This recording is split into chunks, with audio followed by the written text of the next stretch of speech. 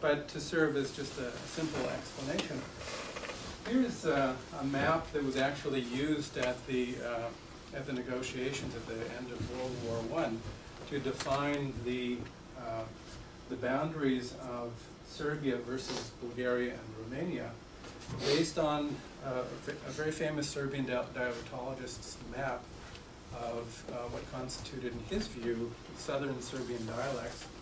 And so this gray area here is what we think of today as Macedonia, and these are called the Torlak dialects of Serbian. This is more or less the northern dialect border of what's now known as Macedonia. And as you may know, Macedonia was constituted in 1944 at the conclusion of the Second World War. It built on the aspirations of local Macedonian patriots who had the idea of creating a Macedonian nation specifically designed around the notion of a standard language called Macedonian. And in order to make it into something that was different from its closest relatives, Serbian to the north and Bulgarian to the east, it was necessary to delineate exactly what linguistic features belonged to Macedonian.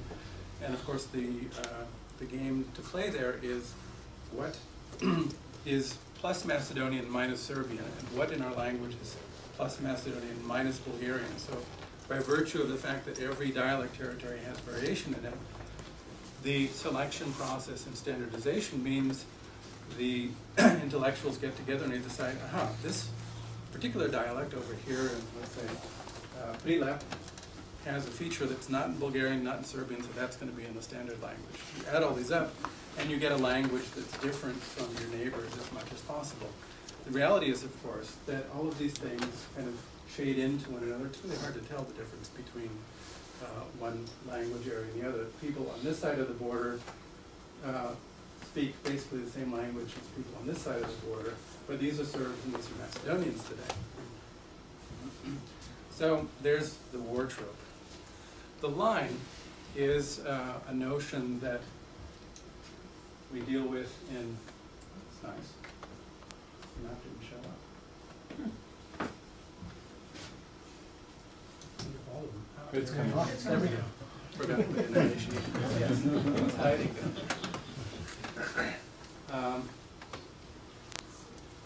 In dialectology, we operate with lines on the map that are called isoglosses, and they define the line where you take any linguistic feature. On one side of that line, they say things one way. On the other side of the line, they say things another way. So, for example, this dotted line here corresponds to this isogloss, which means the original sequence of da plus ya is pronounced ya to the west of that line, and below it's pronounced in some other way. So on one side of the line they'll say meja, and the other side of the line they say meja. That's the word for border, as it turns out.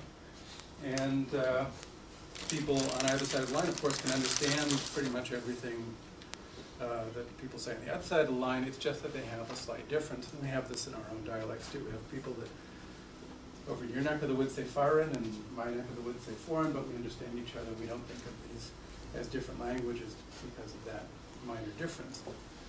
But if you add them up, you get a bundle of isoglosses. And where they bundle, that's where you start getting major differentiation, where you can start talking about the difference between two significantly different dialect areas, and maybe even call it a language. The moment at which you call something a dialect versus the moment at which you call it a language is a point of controversy. There is no litmus test, although there's been one proposal that's more rhetorical than anything else. Anybody know this? I've taken my classes before.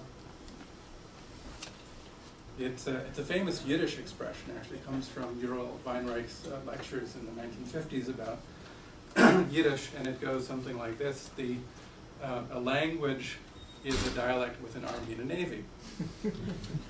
So if you have a dialect that you'd like to make into a language, you select features that make that dialect as different from its neighbors as possible.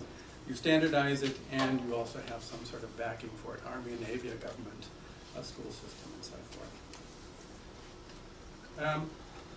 What I discovered as I did my own work, which started in the 1980s working with Yugoslav dialectologist, now the late dialectologist Papa Ivic, was that it was quite fascinating to work in Yugoslavia because there was so much rich variation in the dialect area. This is a map from one of his books from the 1950s, still a classic, still used by anybody who works in South Slavic dialectology. There are many, many interesting problems to work out that are interesting for strictly linguistic purposes. Over time, though, as I worked in the field, worked with linguists in various parts of the former Yugoslavia, I started working at the time when Yugoslavia was still together, and then as I continued my work, of course, I've been working in the individual states. But I noticed that my work was no longer, as it was when I was doing my dissertation at UCLA, merely embedded in problems that are interesting for all time, but were part of the moment as well. Linguists were getting involved in deciding where the ethnic boundaries between Croatia and Slovenia are, or using linguistic arguments based on sound changes and various things. Who's the older population? Who was there first? Who is the greater nation? And so I started to realize that I'm getting involved in something that I really can't avoid, that language is put to many other meanings than it probably should be. And so over the years I've tried to understand this, and I've tried also to work this into my teaching by trying to explain to American students what language means. And this is a real problem because we, in an American context, think of language as something totally secondary, tertiary to what defines us as a nation. True, we have the English-only movement, and we have people trying to establish English as the official language, but in fact, American life is organized around the assumption that English is a common language, and the real definitions are based on civic agreements, values, laws, and so forth, and language is not the defining element. So we could switch to Spanish, and presumably we would still have the same principles governing the nation. But that's not true of Southern Europe, where language is the preeminent, if not defining, factor of what makes a nation a nation.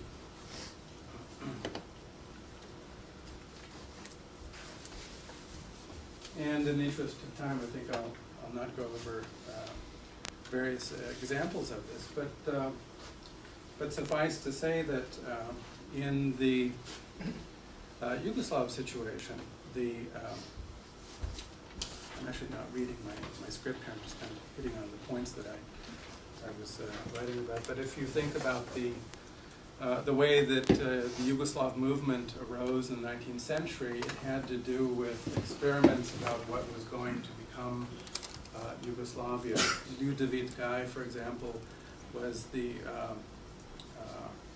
ethnic entrepreneur among the gentry around the Zagreb-Varaždin area, which would be up in this northeastern part of what's today Croatia.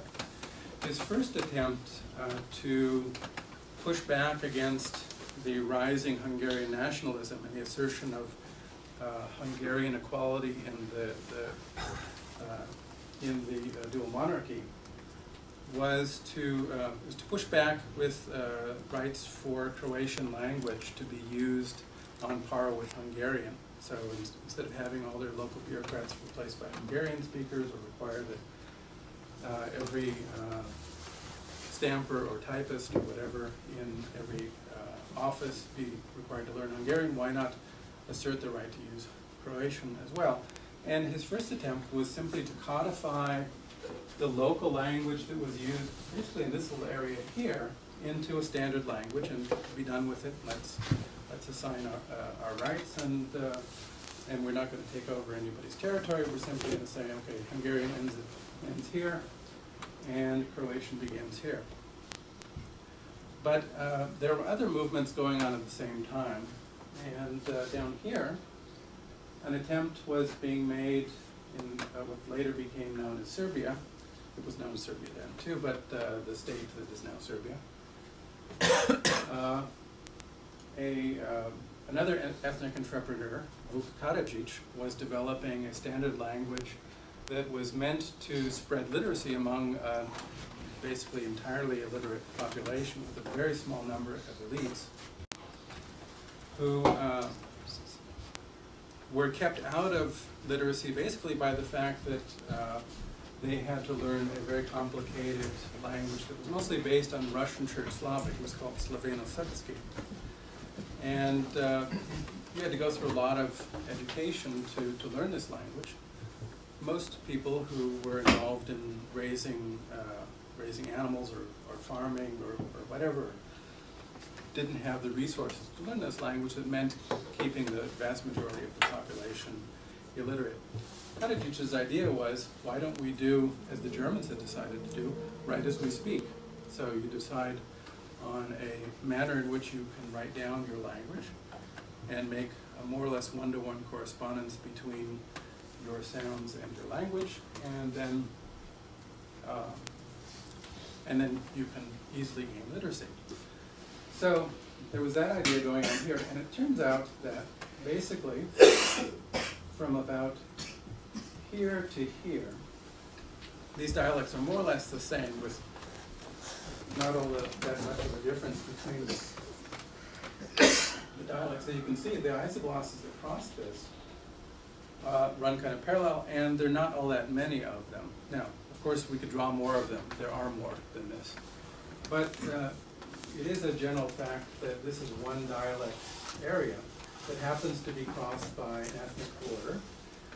Basically, it comes from the old Byzantine Eurachek line, where to the west of the Eurachek line, you have Western Roman civilization. To the east, you have Byzantine Hellenic civilization, and it goes along with the line where Catholicism prevailed versus Eastern Orthodoxy. And essentially, if you abstract out the Islamic intrusion, which defines that central area of Bosnia, between that, the original situations, you had a two-way cleavage between those two religious groups, but overlaid on one dialect area. So, fast forward several centuries later, in the middle of the 19th century, or the first third of the 19th century, and you have two attempts to standardize what have become very fragmented traditions of writing and speaking, and different religious orders, and in fact different empires, the Ottoman Empire this way and the Austro-Hungarian Empire that way. And the idea comes about through the communication of various intellectuals, primarily under the aegis of romantics located elsewhere in Europe, such as František Dobrovský in the Czech Republic, or what's today the Czech Republic, and Jan Kolar, who had this idea of building a grand Slavic nation that would be unify all of the Slavs throughout Europe. The idea came about to try to put all of these things together, not merely settle for the local identity that Guy was trying to create here, or the Serbian literacy program that was being developed here. But why not try to make something much larger out of it? Still non-political, just cultural, just trying to make people literate and able to assert their right to express themselves in speaking and writing in public venues in their own language, not use the language of the dominant empire.